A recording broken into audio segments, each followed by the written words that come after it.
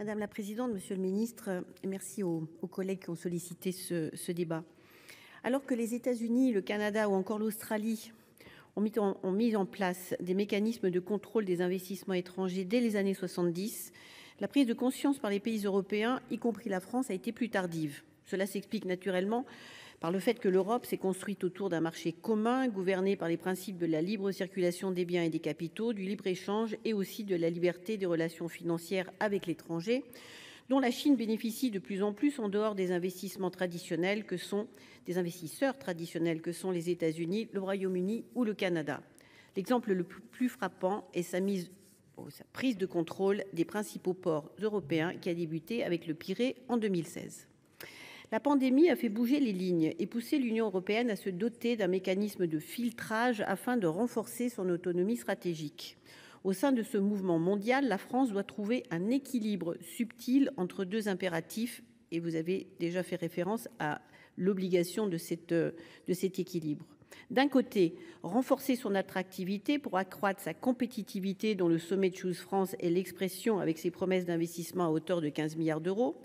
D'un autre côté, réduire ses dépendances et protéger les secteurs sensibles de la prédation d'investisseurs étrangers derrière lesquels des États concurrents peuvent être à la manœuvre. C'est là toute l'importance d'être en mesure de tracer les chaînes de capitaux. Le renforcement du niveau de contrôle le 1er janvier 2024, tout comme l'extension de son champ à de nouveaux domaines vitaux, vont dans le bon sens. Attention toutefois à ce que ces mesures ne dissuadent pas nos potentiels investisseurs ni ne débouchent sur des mesures de rétorsion.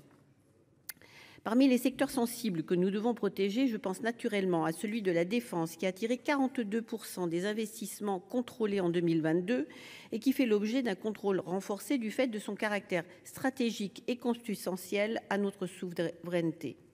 Ce tissu industriel, fort de 4000 entreprises, génère 200 000 emplois en France et la guerre en Ukraine a prouvé l'importance de notre base industrielle et technologique de défense aux dépendances limitées, maîtrisées et surtout consenties. Alors qu'il est demandé à ces entreprises de produire plus vite et de prendre des risques, celles-ci sont confrontées à deux obstacles majeurs. D'une part, si la commande publique est un gage de sécurité pour les industriels, elle ne représente pas pour autant une garantie. En témoigne l'étalement dans le temps d'un certain nombre de commandes et de livraisons de plusieurs programmes, Scorpion, Rafale, Frégate, par rapport à ce que prévoit la loi de programmation militaire. D'autre part, nos industriels, et en particulier les TPE, PME et les start-up, peinent à emprunter du fait des réticences des établissements bancaires à leur consentir des prêts et peinent aussi à lever des capitaux du fait de la frilosité des investisseurs français, avec pour conséquence l'abandon de leurs activités duales, ce qui prive de plus en plus le domaine militaire de la recherche innovante du monde civil. Il n'est donc pas surprenant que nos entrepreneurs soient tentés de faire appel à des capitaux étrangers. Ce manque d'intérêt des investisseurs français va jusqu'au rachat par des groupes étrangers d'entreprises au cœur de notre souveraineté, telles qu'Eskelia, pour les composants électroniques complexes utilisés par nos sous-marins nucléaires d'attaque, nos avions de combat ou nos lanceurs Ariane. Les exemples de rachat sont malheureusement nombreux. L'intelligence économique ne mérite-t-elle pas à être consolidée puisqu'elle vise précisément à procéder à une lecture fine des intérêts manifestés par des opérateurs publics ou privés étrangers à l'égard de nos industriels pour nous renseigner sur les segments qui font défaut à nos concurrents? Elle doit in fine lui permettre d'éviter à temps la disparition de sous-traitants stratégiques, la fuite des compétences et la captation de pépites technologiques par nos compétiteurs, en particulier extra-européens, comme ce fut le cas in extremis pour Photonis. En effet, c'est bien sur l'avance technologique que se jouera la prééminence militaire dans les prochaines années. Chers collègues, vous concluez ? Oui, j'ai ma question. S'il vous plaît. De toute évidence, la prise de conscience de la nécessité de protéger nos intérêts est bien là. Mais le cœur du problème demeure l'insuffisance des financements. Monsieur le ministre, n'est-il pas urgent de développer de nouveaux instruments, comme par exemple un produit d'épargne européen pour trouver des financements sans créer de nouvelles dépendances ? Chers collègues, merci beaucoup. Monsieur le ministre. Oui, madame la sénatrice. D'ailleurs, le président de la République et les chanceliers la République fédérale d'Allemagne, ils l'ont annoncé hier, ils souhaitent développer un projet d'épargne qui va notamment permettre d'investir davantage dans l'industrie européenne et en premier lieu sans doute l'industrie de défense qui aujourd'hui, il faut le reconnaître, est encore trop nationale. Et puis évidemment, la France est un grand pays de défense, mais la France est un grand pays d'industrie. Pour avoir une industrie de défense de classe mondiale, il faut évidemment que le marché de cette industrie aille au-delà du territoire national. C'est pour ça que le secteur de la défense en France est fort, en partie grâce à la commande publique. Et vous le savez, elle est exclue du code de la commande publique au niveau des directives européennes. Et on peut faire de la préférence nationale. Et c'est heureux dans la défense nationale, mais aussi à l'exportation. Donc il faut vraiment qu'on arrive à marcher sur ces deux jambes. Nous avons bloqué des dossiers dans la défense, nous en avons aussi autorisé sous des conditions extrêmement strictes.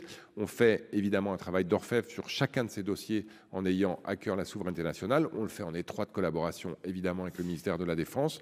Et l'objectif évidemment, il est de développer une industrie de défense puissante et de qualité. Et pour ça, il faut plus de capital effectivement, et notamment du capital européen. Donc tout ce qu'on fait pour renforcer notre capacité de défense européenne ensemble est évidemment le bienvenu. Et je vous rappelle que le président de la République, dans son discours de la Sorbonne, a indiqué que la défense devrait faire partie des grands axes stratégiques européens qui devraient être exclus de manière durable, ou faire l'objet plutôt de manière durable d'une préférence européenne, ce qui est clairement le cas en France, ce qui n'est pas forcément le cas partout ailleurs en Europe. Merci. Merci, Monsieur le Ministre. Madame Conway-Mouret. Merci, Monsieur le Ministre, pour votre réponse. C'est vrai qu'avec Pascal Allizard, je crois que nous avons utilisé un peu les mêmes arguments pour aider en effet au financement de la BITD, parce que c'est vraiment le souci aujourd'hui. Et nos entrepreneurs font appel à des investisseurs étrangers, d'où les problèmes. Moi, j'ai simplement sur les mécanismes de contrôle qui sont en place et qui peuvent être renforcés, bien évidemment. Il me semble quand même que quand on regarde les États-Unis, ont un veto, imposent un veto ou un blocage pour 10 rachats d'entreprises américaines par des entreprises étrangères par an. En France, je crois qu'on en est à 3, donc peut-être que nous avons des progrès à faire dans le sérieux que nous pouvons imposer à ceux qui ont peut-être des envies de prédation sur ce que nous possédons de plus précieux. Merci.